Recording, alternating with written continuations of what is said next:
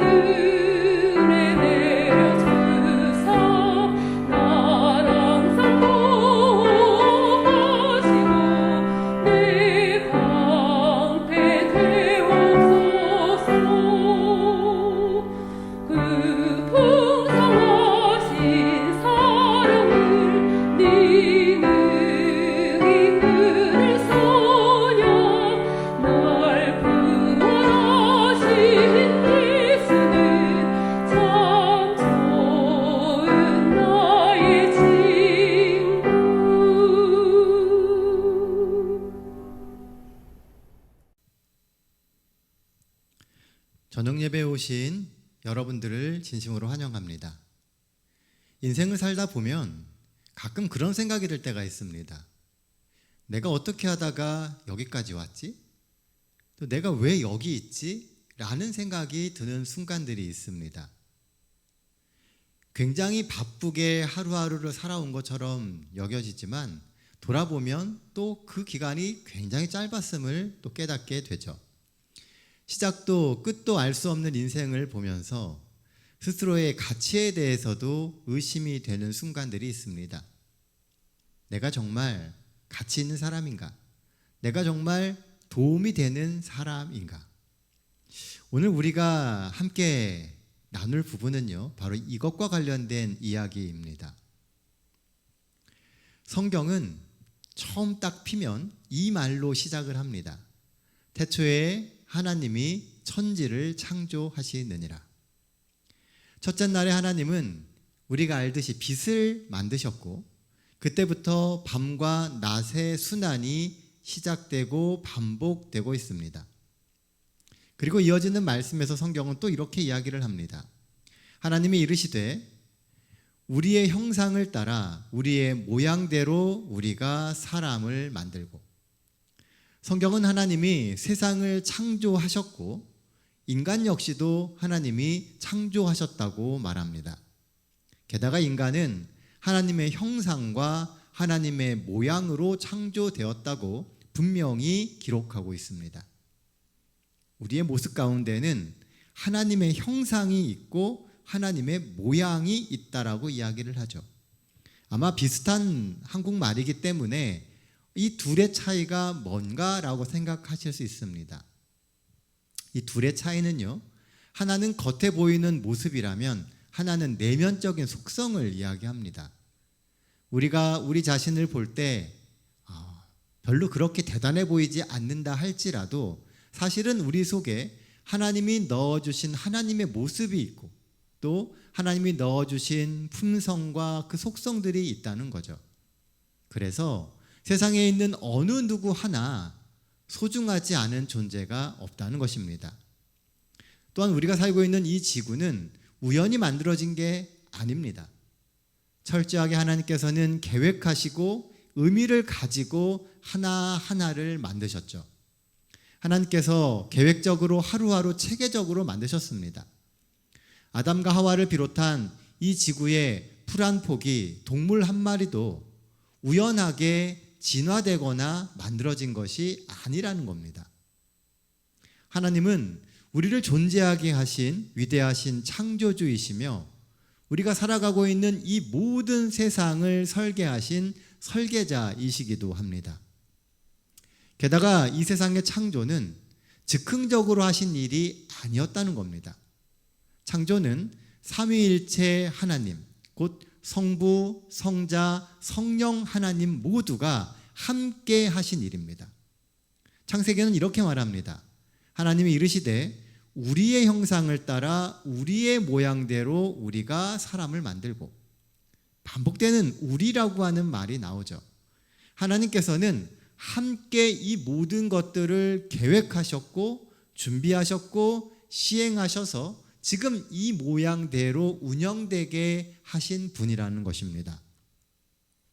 그래서 성경은 삼위일체의 하나님이 그 창조에 함께 하셨음을 성경 곳곳에서 말합니다. 요한복음 1장에 나오는 말씀입니다. 태초에 말씀이 계시니라. 이 말씀이 하나님과 함께 계셨으니 이 말씀은 곧 하나님이시라. 세상의 첫 시작에 하나님이 계셨고 그 하나님이 곧 말씀이셨다라고 이야기를 해요. 그가 태초에 하나님과 함께 계셨고 만물이 그로 말미암아 지은 바 되었으니 지은 것이 하나도 그가 없이는 된 것이 없느니라. 이 땅에 있는 모든 만물이 하나님 없이 된 것은 하나도 없다고 이야기를 합니다. 오로지 이 모든 것들이 오직 하나님을 통해서만 만들어지게 되었다는 것이죠. 그리고 요한은 세상을 만드신 그 말씀이 곧 육신으로 이 땅에 오신 예수 그리스도이심을 분명하게 밝히고 있습니다. 말씀으로 세상을 창조하셨던 그 말씀 되시는 분이 이 땅에 오셔서 우리의 구원을 이루신 하나님이시라고 이야기하고 있습니다. 또한 창세기 1장 2절은 하나님이 세상을 창조하실 때 하나님의 영으로 표현된 성령 하나님께서 함께 하셨음을 분명히 말합니다. 성령이 함께 하셔서 이 모든 창조의 일들이 일어났다는 거죠. 땅이 혼돈하고 공허하며 흑암이 깊음 중에 있고 하나님의 영은 수면 위에 운행하시니라. 하나님의 영이 그 창조의 역사 가운데 함께 하셨다라고 명확하게 기록을 하고 있습니다.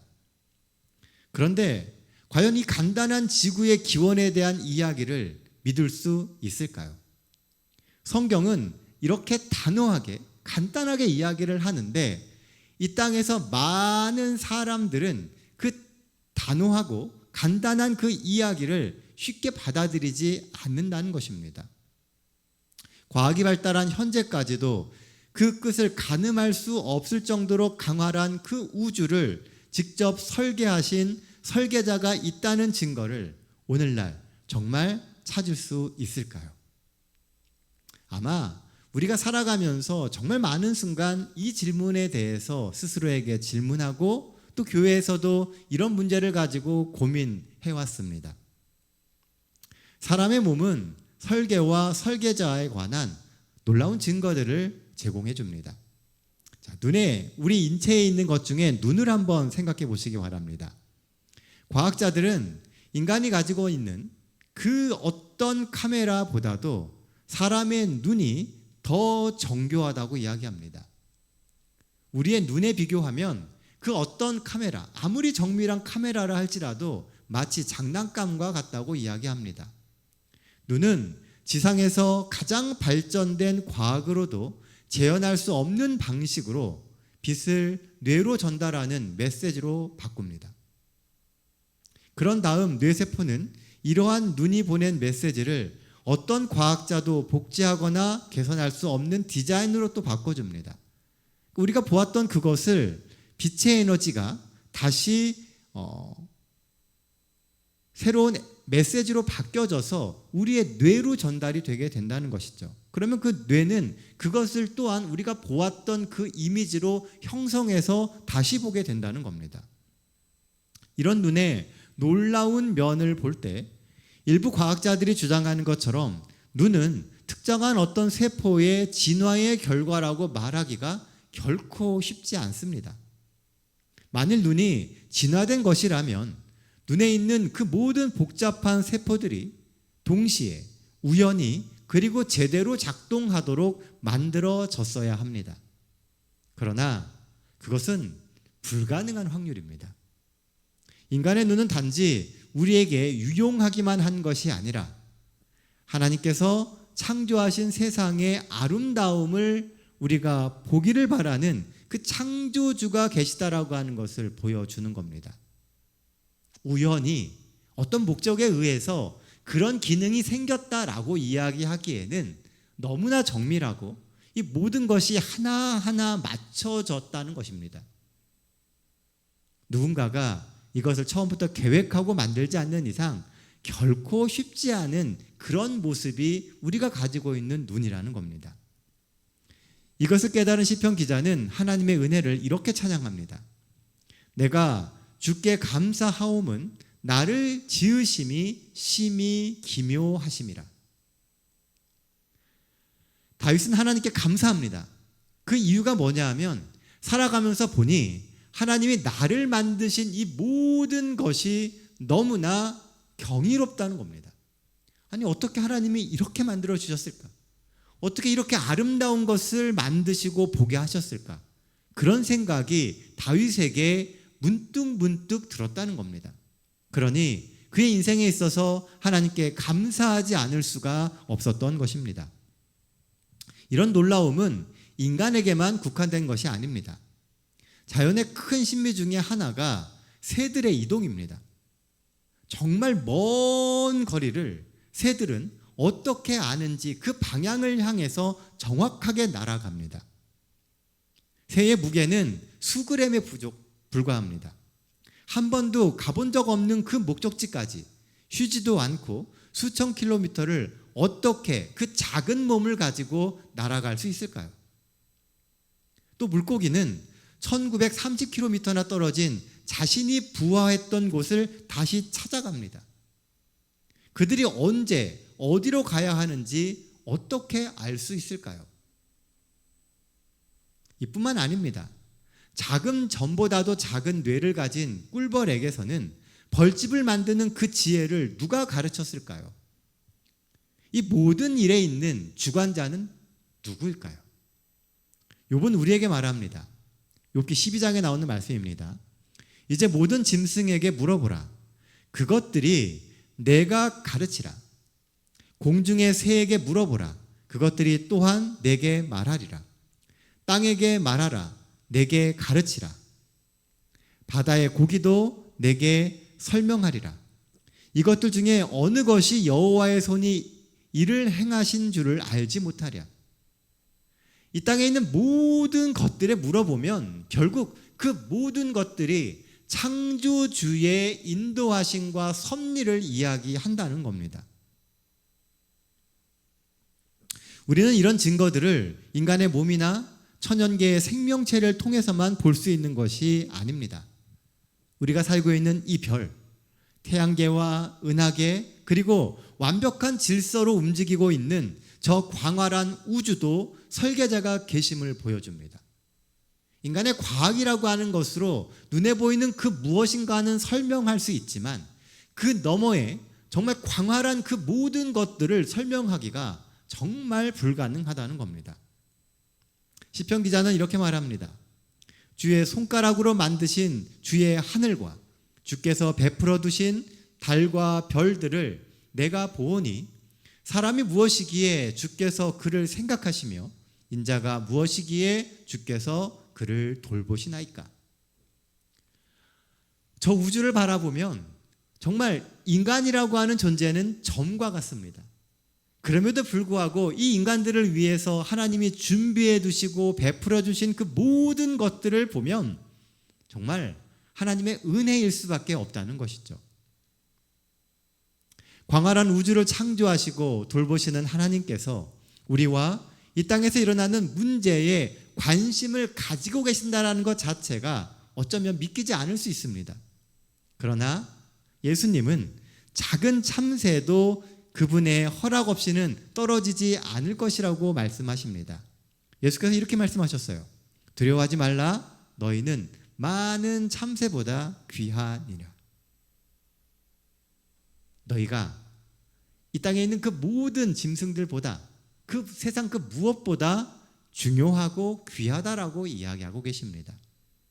하나님의 사랑이 정말 놀랍지 않습니까?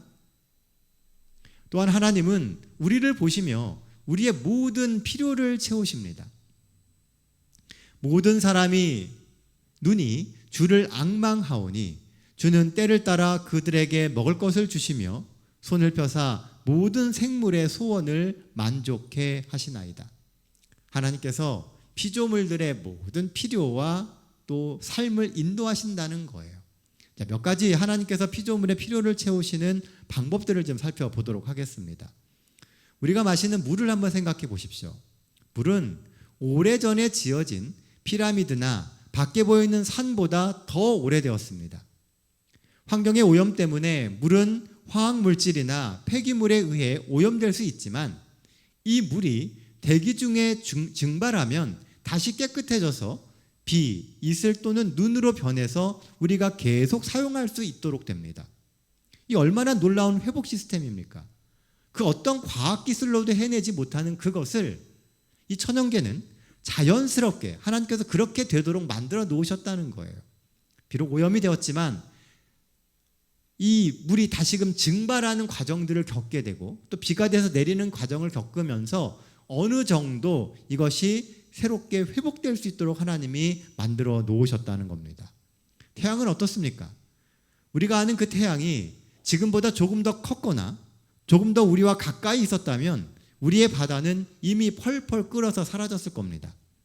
반대로 태양이 조금 더 작았거나 조금 더 멀리 있었더라면 우리가 살고 있는 이 대기는 지금 꽁꽁 얼어붙어 있을 것입니다. 태양이 컸던 작았든 지금과 달랐다면 이 지구에는 생명체가 존재할 수 없었을 것입니다. 이것을 그저 우연이라고 말할 수 있을까요? 어떻게 이렇게 말도 안 되게 완벽한 우연이 수도 없이 우리의 주변에 반복되고 모여 있는 것일까요? 우연이 반복되면요, 그건 필연이라고 이야기합니다. 우리 주변에 우연이라고 이야기하는 그 많은 것들이 존재하는 것을 보면 어쩌면 그 많은 것이 우연이 아니라 필연일 수도 있다는 것이죠. 왜냐하면 하나님이 온 세상 만물을 창조하셨을 뿐만 아니라 만물을 지금까지 지속해서 지키고 돌보시기 때문입니다. 우리의 과학으로 그것을 입증할 수 없기 때문에 인정하지 않으려 한다 할지 모르지만 그 많은 우연들이 어쩌면 하나님의 돌보심과 인도하시는 필연이라고 하는 것입니다. 성경은 이렇게 말합니다. 창세로부터 그의 보이지 아니한 것들, 곧 그의 영원하신 능력과 신성이 그가 만드신 만물에 분명히 보여 알려졌나니 그러므로 그들이 핑계하지 못할지니라. 우리 모두는 우리 각자의 삶의 의미와 가치를 가지고 있습니다. 그리고 분명한 목적을 가지고 태어난 하나님의 소중한 아들과 딸들임을 꼭 기억하게 되시기를 바랍니다. 성경은 매우 간단하게 하나님을 설명합니다. 요한 1서 4장 8절, 우리가 너무나 잘 아는 말씀이죠. 하나님은 사랑이심이라. 요한은 하나님을 정의하는데 수많은 말로 정의하는 것보다 그분은 사랑이다라고 하는 그 한마디 속에 그가 생각하고 있는 하나님을 담고자 했다는 겁니다. 우리가 하나님의 창조 세계에 대한 완벽한 이해를 가질 수는 없을지 모릅니다. 하지만 우리는 우리의 인생을 통해서 그분이 우리를 사랑하신다는 그 사실만은 이해할 수 있을 것입니다.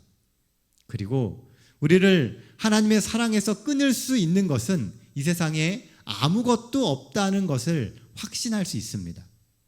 하나님의 사랑이 아니면 오늘 우리가 이렇게 살아갈 수 없고, 하나님의 사랑이 아니라면 세상이 이처럼 아름다운 모습으로 존재할 수 없다는 것을 인정할 수밖에 없다는 것입니다. 로마서 8장 38절 39절 말씀입니다. 내가 확신하노니 사망이나 생명이나 천사들이나 권세자들이나 현재 일이나 장래 일이나 능력이나 높음이나 깊음이나 다른 어떤 피조물이라도 우리를 우리 주 그리스도 예수 안에 있는 하나님의 사랑에서 끊을 수 없느니라. 세상 그 무엇으로 이야기한다 할지라도 우리를 하나님의 사랑으로부터 끊을 수 없다라고 이야기합니다. 혹시 하나님의 사랑에 대해 아직도 의구심이 남아 있을지 모릅니다. 그래서 하나님께서는 부드러운 말로 자신을 이렇게 설명하십니다. 여인이 어찌 그 젖먹는 자식을 잊겠으며 자기 태에서 난 아들을 긍휼히 여기지 않겠느냐. 그들은 혹시 잊을지라도 나는 너를 잊지 아니할 것이라. 어미가 새끼를 절대 잊지 않습니다. 하지만 혹시 잊는다 할지라도 하나님은 절대로 잊지 않으실 거라는 거예요. 세상의 모든 순리가 바뀐다 할지라도 하나님의 사랑은 여전히 변함없이 우리에게 향해질 것이라고 이야기하는 것입니다. 하나님이 어떤 분이시고 그분께서 우리를 얼마나 사랑하시는지 정말 알고 싶다면 우리는 예수 그리스도를 연구해 보면 압니다. 그분은 우리의 필요를 채워주시기 위해서 인간의 본성을 취하셨습니다. 그분은 다 가지고 있는 자들이 아니고 가난하고 헐벗은 그 사람들을 찾아와서 복음을 전하셨습니다. 그분께서는 마음의 상한 자를 고치시고 소경을 보게 하셨습니다. 배고픈 자를 먹이시고 그들의 집에서 사람들과 함께 식사하셨습니다. 또한 그분은 그들의 죄를 용서하시고 정말 절망적인 그들의 인생에 미래에 대한 소망을 주셨습니다. 많은 소경들에겐 그분의 얼굴이 그들이 이 땅에서 본 첫 번째 얼굴이었습니다. 귀머거리에게는 그분의 목소리가 세상에서 처음 듣는 소리이기도 했습니다. 그분이 걸으셨던 마을과 그 가는 곳곳마다 생명과 기쁨이 넘쳐났습니다. 그분의 삶은 자기 부인과 타인에 대한 사려 깊은 배려의 삶이었습니다. 예수님의 흔적은 하나님이 얼마나 세상을 사랑하시고 하나님이 얼마나 우리를 가치 있게 보시는지를 이야기하고 있다는 겁니다. 우리가 과학 시간에 배웠던 그 진화론에서 얘기하는 것처럼 정말 아무 의미 없고 가치 없었던 그 미생물이 진화를 거듭해서 지금의 이런 고등 동물이 되었다라고 하는 것으로 표현할 수 없는 하나님의 계획과 사랑과 가치가 우리의 삶 속에 있다라고 성경은 이야기하고 있는 겁니다. 우리가 우리를 어떻게 바라보느냐에 따라서 세상의 가치나 인간의 생명의 가치도 달라집니다. 하나님은 왜 그렇게 하셨을까요? 왜냐하면 그분께서는 우리를 정말 사랑하시기 때문입니다. 요한복음 3장 16절입니다. 하나님이 세상을 이처럼 사랑하사, 이처럼이 뭐예요? 자기의 모든 것을 바꿔서 생명을 다해서 이 땅에 오신 그 하나님입니다. 하나님이 세상을 이것처럼 사랑하사 독생자를 주셨으니 이는 그를 믿는 자마다 멸망하지 않고 영생을 얻게 하려 하심이라. 하나님이 정말 세상을 사랑하셨기 때문에 독생자, 하나뿐인 아들, 처음 난 그 아들을 우리에게 주시고 그 아들을 믿는 모든 사람들이, 모든 존재들이 멸망하지 않고 영원한 생명을 얻게 하시려고 했다는 것입니다. 우리는 종종 심판을 두려워합니다. 하나님은 심판하시기를 원하세요. 그 심판은 우리가 생각하는 그런 두려운 심판이 아닙니다. 정말 우리를 사랑하시고 아끼셔서 구원하길 원하시기 때문에 심판하시는 겁니다. 그래서 심판은 하나님의 사랑의 표현이에요. 이 하나님이 누구시라고요? 이분은 세상의 설계자이시며 또한 이 세상 모든 만물을 창조하신 창조주이십니다. 또한 하나님은 또한 우리의 필요를 채우시는 분이십니다. 하나님은 사랑이 많으신 우리의 구세주이시기도 합니다. 수년 전 한 어린 소년이 교통사고를 당했습니다. 정말 위독한 상태로 급히 병원으로 이송되었고 이 아이에게는 긴급한 수혈이 필요한 상황이었어요. 그런데 수혈을 위한 기증자를 찾을 수가 없었습니다. 마침 그 아버지가 아들과 혈액형이 같았기에 그는 아들을 위해서 헌혈하기로 했습니다. 의사는 아버지의 팔에서 아들에게 직접 수혈을 하기 시작했습니다. 피가 아버지의 팔에서 그 플라스틱 튜브관을 통해서 아들의 몸으로 흐르기 시작하자 그는 의사를 쳐다보며 눈물을 흘리며 말했습니다. 선생님, 필요하시면 제 피를 다 뽑아서 아들에게 주십시오. 제 아들을 위해서라면 기꺼이 제 모든 피를 주겠습니다. 하늘에 계신 우리 아버지께서 자신이 창조하신 세상이 죄로 인해 망가지는 모습을 보셨습니다.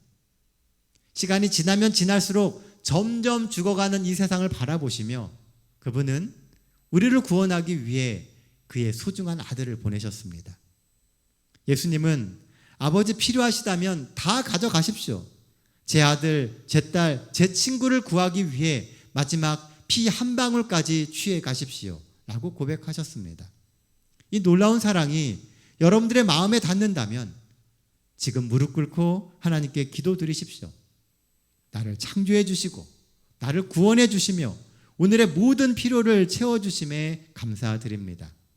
우리가 늘 주와 동행하는 자녀 될 수 있도록 도와달라고 붙들어 달라고 기도하시길 바랍니다. 이 세상은 하나님이 창조하셨습니다. 진화가 아닙니다. 하나님의 창조예요. 하나님이 목적을 가지고 오늘 여러분들을 만드셨습니다. 그러므로 저와 여러분들 모두가 다 하나님이 우리에게 맡겨주신 그 생명의 가치를 소중히 여기며 하루하루 귀중하게 살아가야만 합니다. 이 한 주도 하나님의 넘치는 그 은혜로 우리의 삶이 소망이 넘치는 희망으로 가득 찬 삶이 되기를 간절히 소망하며 오늘 말씀 마치겠습니다. 기도하겠습니다. 은혜로우신 아버지 하나님, 저희들을 너무나 사랑해 주시고 또 저희들의 삶의 모든 필요와 구원을 위하여 기꺼이 목숨을 버리신 주님의 사랑을 다시금 생각합니다. 이 땅에 존재하는 모든 것이 하나님의 계획의 결과이고 하나님의 인도하심과 하나님의 희생의 결과임을 저희가 깨닫게 됩니다. 하나님, 저희가 살아가며 하나님의 이름에 합당한 삶을 살 수 있도록 하여 주시고 하나님이 저희들의 삶 속에 넣어주신 또 저희들의 속에 넣어주신 하나님의 형상을 세상을 향해 발현하며 살 수 있는 믿음의 성도들 되게 하여 주시옵소서. 그래서 저희들을 통해서 마지막 시대에 하나님의 복음의 기별들이 더 멀리 전파되게 하여 주시고 이 땅에 있는 많은 이들이 하나님을 깨닫고 구원의 반열에 들 수 있도록 하나님 축복하여 주시옵소서. 하루하루 살아가는 삶 속에서 늘 하나님과 동행할 수 있도록 하나님께 무릎 꿇는 성도들 되게 하여 주시고 주와 동행함으로 하루하루 삶의 기쁨과 의미를 찾아갈 수 있는 저희 모두가 되게 하여 주시옵소서. 특별히 우리 동탄 새하늘 교회가 하나님의 이름으로 살아가는 성도가 많은 교회가 되게 하여 주시고 지역사회와 이 세상과 우리의 조국에 정말 하나님의 복음을 전하는데 일조할 수 있는 교회 되게 하나님 축복하여 주시옵소서. 매일매일의 삶 속에서 하나님 동행해 주시고 이끌어 주시고 힘을 더해 주실 것을 인하여 감사드리며 우리 구주 되시는 예수님의 이름으로 기도드립니다. 아멘.